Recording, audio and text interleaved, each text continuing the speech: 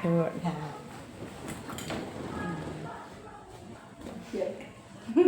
Nanti Bu. Assalamualaikum warahmatullahi wabarakatuh. Waalaikumsalam warahmatullahi wabarakatuh. Selamat siang Bu. Siang. Ya, setelah kita selesai pembelajaran tadi,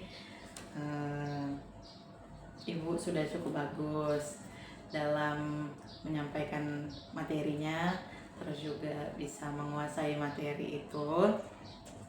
Manajemen kelasnya juga dengan ice breaking yang angkat tangan tadi bisa membuat konsentrasi siswa itu lebih tenang gitu ya Bu, bisa lebih fokus jadinya. Mereka yang awalnya ini tidak fokus bisa menjadi lebih fokus. Nah, kemudian itu LKPD yang digunakan juga sudah baik Bu. Ibu mengambil 3 kelompok dengan kemampuan yang berbeda gitu ya Bu, dengan kesiapan belajar mereka. Nah, yang mau saya tanyakan ini Bu, pertama bagaimana perasaan Ibu setelah menyampaikan materi itu kepada siswa ya?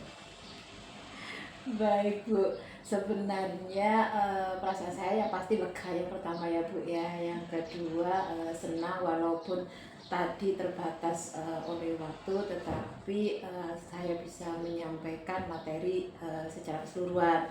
Itu yang membuat saya senang, walaupun ya banyak sekali part-part yang akhirnya saya kurangi karena memang terbatas oleh waktu itu. Nah, kemudian Bu, bagaimana kalau kenapa mereka tadi dipisahkan anggur gitu, blueberry dengan cherry gitu? Manakah kelompok yang tinggi, sedang, atau yang rendah gitu? Tadi itu sebenarnya saya mengambil kesiapan belajar, diferensiasinya kesiapan belajar Bu. Jadi kelompok anggur itu adalah kelompok anak yang sudah sangat bisa. Kemudian kelompok yang blueberry itu kelompok B yang sedang. Kemudian yang cherry itu adalah kelompok C, anak yang kurang gitu. Makanya ketika memberikan materi tadi kan saya pisahkan benar-benar yang anggur itu sampai ke volumenya, tetapi untuk yang cherry itu hanya menggambar saja seperti itu. Terus apa kendala Ibu dalam menyampaikan? Karena tadi kan secara keseluruhan gitu ya Bu. Iya, betul. Yang saya minta masukan dari Bu April itu terkait LKPD yang menarik gitu loh Bu, yang menarik buat siswa, karena sampai dengan sekarang ini saya sering kesulitan ketika membuat LKPD untuk anak-anak kelas besar gitu. Kalau kelas kecil itu kan lebih mudah ketika anak-anak diajak bermain, sementara kalau sudah kelas besar itu kan kayak lebih sulit gitu loh bagi saya. Menurut Ibu bagaimana? Kalau menurut saya sih kalau di kelas itu kan kita teori ya.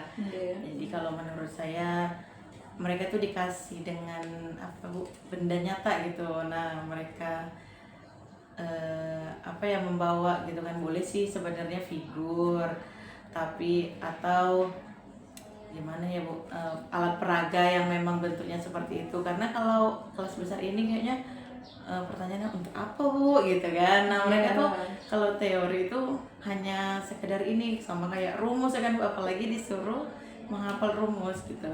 Kalau menurut saya sih Bu, itu dia kita sediakan media yang memang bentuknya itu persis dan mereka bisa gunakan gitu Bu. Kayak misalnya tabung itu kemarin ada tadi celengan gitu kan Bu. Nah, buka tutup itu terus saya pernah isi air. Nah, terus itu airnya ditimbang gitu Bu. Nah, itu sih dia Bu. Jadi memang kalau apa kan liter, berapa liter gitu kan Bu, kalau volume itu. Kalau saya sih seperti itu Bu. Jadi atau bisa juga sih mereka bener tadi Ibu, mereka dikasih jaring-jaring. Nah, mereka coba sendiri mengguntingnya gitu untuk mana nih sebenarnya yang jaring-jaringnya. Jadi mereka tahu mana yang jaring-jaring, mana yang tidaknya gitu. Kalau menurut saya Bu. Terima kasih Bu April.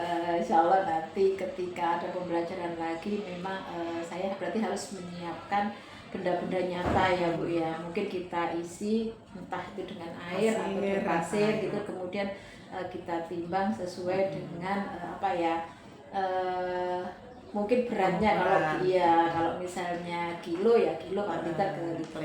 Terima kasih Bu. Sama-sama Bu. Ya ampun.